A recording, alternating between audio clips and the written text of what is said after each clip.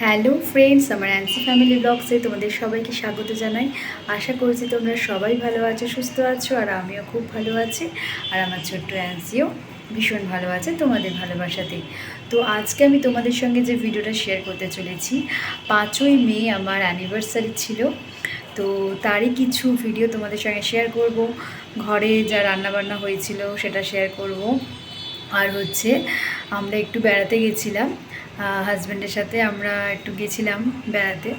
তো সেটাও তোমাদের সঙ্গে শেয়ার করব। তো ভিডিওটা আশা করছি তোমাদের ভালো লাগবে, তো ভিডিওটা দেখতে থাকো। তো বন্ধুরা, এবার দেখো রান্নাবান্না দেখাচ্ছি কি হয়েছে। এই যে এখানে চিকেন হয়েছিল, আর উচ্ছে আলু ভাজা, পটল আলুর দম রাত্রিবেলা, আর রাত্রিবেলা তরকারি, আর হচ্ছে চাটনি হয়েছিল, আর ডিম ভাজা, রুটি হচ্ছে সকালের টিফিন হয়েছিল।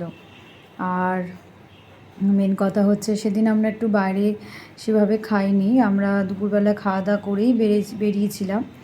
তো এই যে চিকেন, আর এই যে এখানে ভাত হচ্ছে। তো সেদিনটা আমরা বাইরে টুকটাক খেয়েছিলাম, বাড়িতেই রান্না করা হয়েছিল। এই যে আমরা এখন গড়িয়া মেট্রো স্টেশনে চলে এসেছি, গিরিশ পার্কে। তো গিরিশ পার্কে গেছিলাম, সেখান থেকে আমরা গেছিলাম হচ্ছে রবীন্দ্রভারতী বিশ্ববিদ্যালয়, জোড়াসাঁকো ঠাকুরবাড়িতে।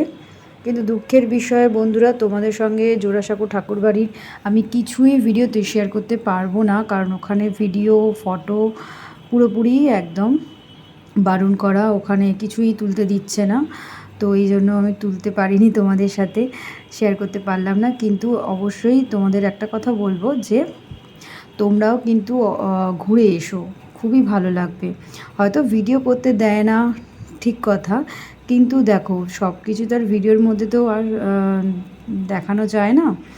তো এই দেখো তোমাদের সঙ্গে শেয়ার করছি, এখানে 10:30 থেকে 4:30 অবধি খোলা থাকে। তো টিকিটের মূল্য আমি দেখিয়ে দেবো, এখানে 20 টাকা করে টিকিট পার পারসন। খুবই ভালো লাগবে, মানে ভীষণই আমাদের তো ভালো লেগেছে। এত সুন্দর ঠাকুর পরিবারের সবার সব কিছু ওখানে আছে রাখা, বেশ ভালো লাগছিলো দেখে। তো জোড়াসাঁকো ঠাকুরবাড়ি তোমরাও ঘুরে এসো। এবার সেখান থেকে বেরিয়ে আমরা একটু মোমো খেয়েছিলাম, খুব খিদে পাচ্ছিলো, তো একটু মোমো খেয়েছিলাম। তারপর মোমো খেয়ে আমরা আবার মেট্রো করে চলে এসেছিলাম বিড়লা প্ল্যানেটোরিয়ামে।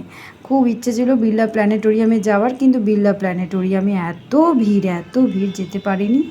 তো তার পাশেই হচ্ছে সেন্ট পল ক্যাথিড্রাল চার্চ। তো সেন্ট পল চার্চে আমরা চলে এসেছিলাম। তো এই দেখো আমরা চার্চের ভেতরে প্রবেশ করছি, এত সুন্দর চার্চটা লাগছিল। আমি ফার্স্ট গেলাম চার্চে, এই চার্চে আমি আগে যাইনি। এত বড় চার্চটা, খুব ভালো লাগছিল। আর তোমরাও যদি এখানে না গিয়ে থাকো অবশ্যই যেও, খুবই ভালো লাগবে। তো চার্চের দেখতে পাচ্ছ এখানে করা রয়েছে, কিছু কনস্ট্রাকশনের কাজ চলছিল, আর 10 টাকা করে টিকিট। এখানেও একটা কথা বলে রাখি, চার্চের ভেতরে কিন্তু ফটোগ্রাফি একদমই অ্যালাউ নেই। তো আমরা যতটুকু তুলেছি বাইরেরটুকুই তুলেছি, তাই তোমাদের সঙ্গে সেটাই শেয়ার করছি। তো সেই দিনটা আমাদের খুবই মজায় কেটেছে। চার্চে গেছিলাম, তারপরে জোড়াসাঁকো ঠাকুরবাড়ি গেছিলাম, ভীষণই মজায় কেটেছে, আমাদের আনন্দেই কেটেছে।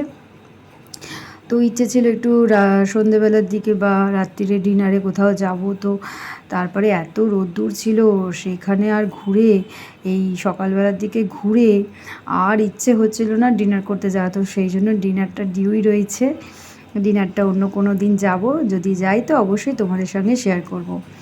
তো দেখো চার্চটা, দেখো কত বড় চার্চটা, ভীষণ সুন্দর, ভেতরটা তো ভীষণই সুন্দর। তো শেয়ার করতে পারলাম না, কারণ এখানেও তো অ্যালাউ নেই একদমই। তো এখানে অনেক জিনিসপত্র বিক্রি হচ্ছিল, তো এখানেও তোমরা কিছু টুকটাক কেনাকাটা করে নিতে পারো। রজারি, তারপরে হচ্ছে লকেট, অনেক কিছু এখানে হচ্ছিল বিক্রি। আর এখানে পাশে একটা বাচ্চাদের চিলড্রেন্স পার্ক টাইপের আছে, খুব সুন্দর, বেশ মানে ভালো লাগছিলো। আর চারিপাশটা এত সুন্দর হাওয়া দিচ্ছিল, বেশ ভালো লাগছিলো। ওখানে অনেকক্ষণ আমরা সময় কাটিয়েছি, ভালো লাগছিল বেশ। তো আমাদের তো 5ই মে ভীষণই ভালো কেটেছে। তো তোমাদের ভিডিওটা কেমন লাগছে অবশ্যই কমেন্টের মাধ্যমে জানিও। আর এখানে কিন্তু কনস্ট্রাকশনের কাজ হচ্ছে, প্রথমেই বললাম।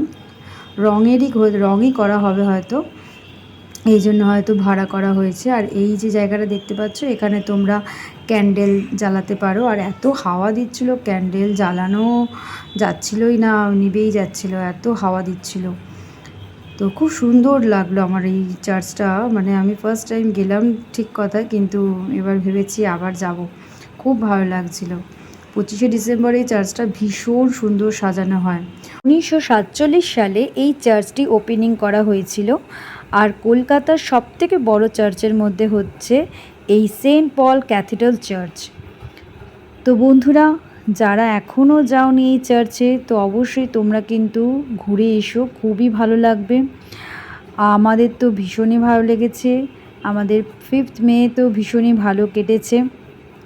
তোমরা গেলে তোমরাও এখানে খুব ভালোভাবে সময় কাটাতে পারবে, আর তোমাদেরও খুবই ভালোভাবে মানে খুবই ভালো লাগবে, খুবই ভালো লাগবে। তো আমরা চার্চ ঘুরে তারপরে ওখান থেকে আমরা ক্যাবে করে বাড়ি চলে আসি, কারণ বিড়লা প্ল্যানেটোরিয়াম তো যাওয়া হলোই না, এত ভিড় ছিল। তো আস্তে আস্তে রাস্তার মধ্যে একটু ভিডিও করে নিয়েছিলাম, সেটাও তোমাদের সঙ্গে একটু শেয়ার করলাম। তো কেমন লাগলো আমার ভিডিওটা, সেভাবে কিছুই শেয়ার করতে পারলাম না, কারণ যেহেতু চার্চের ভেতরেও অ্যালাউ ছিল না ভিডিও করা। আর ঠাকুর বাড়িতেও তো বললাম তোমাদেরকে, জোড়াসাঁকো ঠাকুর বাড়িও তোমাদের সঙ্গে সেভাবে শেয়ার করতে পারিনি, কারণ ওখানেও ভিডিও অ্যালাউ ছিল না। তো স্পেশাল ডে তো ছিলই আমাদের কাছে, এবং দুটো মানে এত সুন্দর জায়গা ঘুরলাম, মানে সত্যিই ভাবতে পারিনি। মানে এটা একদমই প্ল্যান করা ছিল না, হঠাৎই আমাদের ঠিক হয়েছিল।